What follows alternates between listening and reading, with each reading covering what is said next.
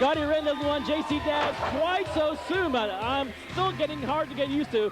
Scottie Wrenn coming out here with no association with Jeff Bailey, no association with Steve Martin, yet still loosely affiliated with the NWA Elite, kinda, sorta? I don't think so. I mean, I don't know more than you do, but I really think this is... You don't know more than I. What commissioner you are? I mean, in recent weeks, Scottie Wrenn has seemed to ended his stay with the NWA, and the fans are really torn in this one because both these men, as has been well documented, former tag team partners as the Boogaloo Crew. And not only do I know the history because I was there, but I was actually a part of it.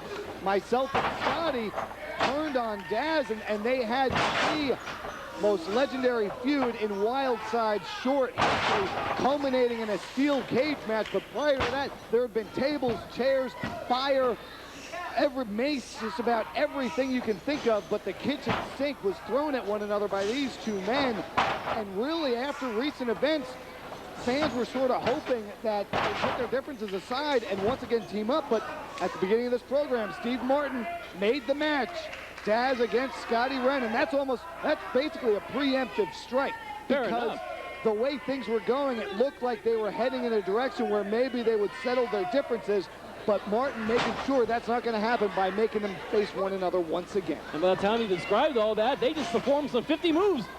Amazing non-stop action from both these men out of Charlotte, North Carolina. And as you pointed out, two guys who know each other real well. And that makes it hard, especially having wrestled one another so many times, because they constantly have to up the ante and increase their repertoire and learn new moves because the other knows everything in their arsenal, so they need to basically create a new arsenal. And they know what the weaknesses are, and even on Scottie Wrenn and JC Dazz, no any weaknesses are generally apparent, so we're dealing with quite a clash of champions of sorts, even though neither one has a title right now. It's a major clash. This week, your main event on NWA Wildside. And the only weakness I can think of in the case of JC Dazz, many months ago, he had a very serious knee, but that's all healed up by now, so it's really a non-factor. But no one home on that attempt by Wrenn, and now grabbing the arm. This is almost, I mean, this is a move that you may know as the Rings of Saturn.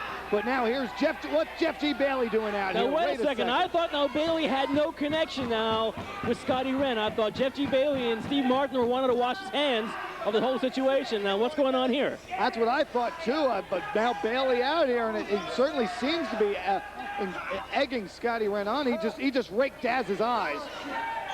He just stuck his thumb in Dazz's eye. Well, I'm trying to figure out Jeff Bailey, but hell, he's a lawyer. You can't figure out lawyers. No, exactly. Kill them all. That's what wow. Lawyers go. Good career move there, Al. Kill them all.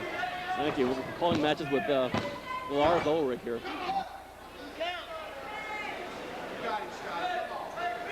Wildside. And now, Scottie Bomb. Could it be up? But no, Dazz flips out of it. Quick boot DDT. Wrenn is down. And a jumping DDT at that, too. Wrenn head first, right in the center of the ring. And Jeff Bailey looks a little concerned, even though we're not quite sure of the connection now with Scottie Wrenn and Jeff Bailey. Again, Wrenn, I mean, obviously Wrenn knows he's out there, but he has yet to acknowledge it and, you know, like giving him a nod or a wink or a smile or coming to him for advice. Nothing, no reaction. Well, fair enough. I mean, Wrenn is wrestling JC Dazz. He's not wrestling Jeff Bailey. Jeff Bailey is something he doesn't want anyone to think about, much less having to deal with at a ringside. Or does he? I mean, that's the question. That it is. This could be, you know, this could all be a part of their subtle facade, as it were. That's very poetic. Now Dazz rolling over for the cover. Oh, 2 3/4. Scottie Wrenn still managing to roll his shoulder at the last possible second. We've seen some of the top competitors on Wildside this week, just like we do every single week. Don't forget to tune in each and every week. Don't forget to write or call the station you watch this program on and tell them how much you enjoy watching Wildside each and every week. And while you're on the phone, you might want to call Tim Dixon. Oh, forget it. We do that over. Yeah, we already plugged this one. Okay. All right, Tim, you're over. Now, Bailey just put Scottie's foot under the ropes, but again, I don't know if Scottie knew it or not. Dazz coming off, jumps over, grabs from behind, hits him with the elbow. Now, here we go, Scottie. Oh, great move, picking him up and then swinging him back and taking him down behind the back. Oh, well, the damage inflicted by Scottie Wrenn onto JC Dazz is truly awe-inspiring, but I think Scottie Wrenn's not aware of where he is right now because JC Dazz's legs are hanging over the bottom rope. And happily, Jimmy Rivers noticed that. That's the first for Jimmy Rivers, noticing something. Could quite possibly be, but these two men have had some of the most incredible wars you will ever see, not just in Wildside, but anywhere. Not just even in pro wrestling, but the battles that that cannot be paralleled in any other sporting event known to man. Mercy, and we're seeing it here on NWA Wildside. You know, and that's the great thing about this program here on television. I mean, we bring you the top matches. Great clothesline by Wrenn. What kind of degree clothesline was that? 360. Okay, good. Normally Tidwell comes back with 340. He's getting into fractions now, too. God help us. Wow. Well, good thing he's not here. Another clothesline. Boy. Another 360-degree spin by Dazz. But Wrenn, Wrenn needs to follow up. And now there was just a little something going on between Wrenn and Bailey, but I couldn't tell exactly what it was. No, I don't know if it was kind words either. Oh, dear. And Jimmy Rivers takes a header. Well, we have a substitute referee, Andy, running in and just... Yeah. Oh, wait a second. What the? Bailey just threw powder at Andrew Thomas. Boy, I knew Andy was a real white guy, but man. And and considering that, he is pretty fly, but he can't see now. Scottie Wrenn going to pick him up. Oh! Stunner! Thomas couldn't see a thing. He didn't know who was grabbing him. And Dazz has got the rings of Saturn again. He's got him again. What's Andy Thomas doing a stunner on an opponent? And now Bailey's kicking the ref. Wrenn was tapping out. Thomas was about to see it, but Bailey pulled him out. Dazz comes out after him. Dazz chasing Bailey. Get him. Come on, Dazz, get him. Bailey in the ring. That's the wrong place you want to be. Bailey's not a real fast runner. He's a lawyer. He should be. Oh, he saw Wrenn coming from behind. Great peripheral vision by JC Dazz. Oh, super kick. A super kick from a lawyer? Can that be? Bailey, super cool leg drop. Jimmy Rivers back one. We got two. Oh! Another near fall. I thought Dazz was cooked on that one. I guess a super kick from a lawyer just doesn't cut it. Another super cool leg drop. Surely this got to do it. But the second time is the charm, apparently, for Scottie Wrenn.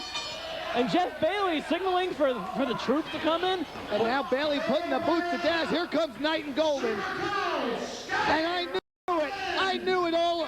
We were speculating, and it certainly appears that Bailey and Wrenn, they were pulling a fast one on everybody. Here it is, stuffed pile driver. Oh, no. Oh, no. Good heavens. Stop it. Oh, stop this now. I mean, he hasn't Dazz taken enough punishment. He lost the match already, too. Bailey got what he wanted. Wrenn got what he wanted. Stop it for crying out loud. There it is. And now this is the proof. This is proof right here.